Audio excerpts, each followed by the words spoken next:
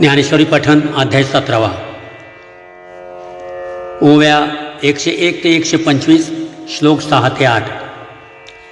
का वैद्या ते करी सळा रसू सांडी काय खोळा पाय खोळा तो रोगिया जेवी जिव्हाळा सवता होय। नाना पडिकरांचे निसळे काढी आपुले डोळे तेव्हा नवसा आंधळे जैसे ठाके तैसे तया आसुरा होये। निंदोनी शास्त्रांची सोये सहिंग धावताती मोहित आडवी जे काम करवी ते करीती क्रोध मारवी ते मारिती किंबहुना माते पुरिती दुःखाचा गुंडा। कर्षयंत शरीरस्थन भूतग्राममचेतसः मांचैवांत शरीरस्थन तान् विद्यासुर निश्चयान्। आपुला परावा देही दुःख देती जे जे काही मज आत्मयाते तुलाही होय शिणू। पैवाचे चेनीही पालवे पापियातया नातळावे परी पडिले सांगावे त्याजावया। प्रेत बाहिरे घालिजे का अंत्येजू संभाषणी तेजिजे। हे आसो हाती ना क्षाळीजे कल्मशाते कश्मलाते तीर्थशुद्धीची आशा तो लेपू मनवे जैसा तया ते सांडावया तैसा अनुवादुहा। परी अर्जुना तू तया ते देखसी तै स्मरण हो माते जे आन प्रायचित्त येथे मानिलना। म्हणून जे श्रद्धा सात्विकी पुढती तेची पैकी जतन करावी निकी सर्वांपरी। तरी धरावया तैसा संगू जेणे पोखे सात्विक लागू। सत्ववृद्धीचा भागू आहारू घेपे एरवी तरी पाही स्वभाव वृद्धीच्या ठाई। आहारा वाचुनी नाही बळी हेतू प्रत्यक्ष पाहे पावीरा। जो सावध घे मदिरा तो होऊनी ठाके माझी रातीची क्षणी। का जो साव्या अन्नरसू सेवी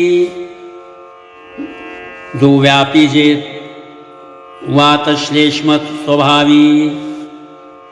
काय ज्वरू झालिया निववी पयादिक ना तरी अमृत जया परी घेतलिया मरण वारी।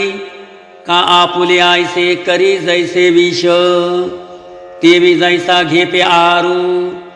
धातू तैसाची होय आकारू आणि धातू ऐसा अंतरू भाव पोखे जैसे भांडियाचे नितापे आतुले उदकही तापे तैसी धातू वशे आटोपे चित्तवृत्ती।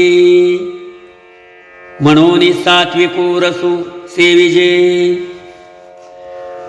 तै सत्वाची वाढी पाविजे। राजसा तामसा होईजे येरी रसी तरी सात्विक कोण आहारू।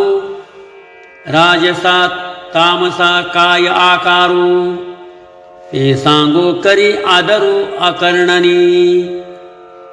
आहारस्त्वपि सर्वस्य त्रिविधो भवति प्रियः यज्ञस्तपस्तथा दानं तेषां भेदमिमं शृणु। आणि एकसरे आहारा कैसे नीती मोहरा झाली आतीही विरा रोकडे रोकडे दोम तरी जेवणाराची रुची निष्पत्ती की बोनियाची आणि जेविता तव गुणांची दासी येथ जे जीव करता भोगता तो गुणास्तव स्वभावता पावनिया त्रिविधता चेष्टे त्रिधात म्हणून त्रिविध आहारू यजनिवित त्रिप्रकारू तपदान व्यापारू त्रिविध चिते पै आहार लक्षण पहिले सांगो जे म्हणितले ते ऐकगा भले रूप करू आयुसत्व बल आरोग्य सुख प्रीति विवर्धना रस्या स्निग्धा स्थिरारुध्या आहारा सात्विक प्रिया तरी सत्वगुणाकडे जे दैव भोगतात पडे तै मधुरी रसी वाढे मेचू तया रामकृष्ण हरी।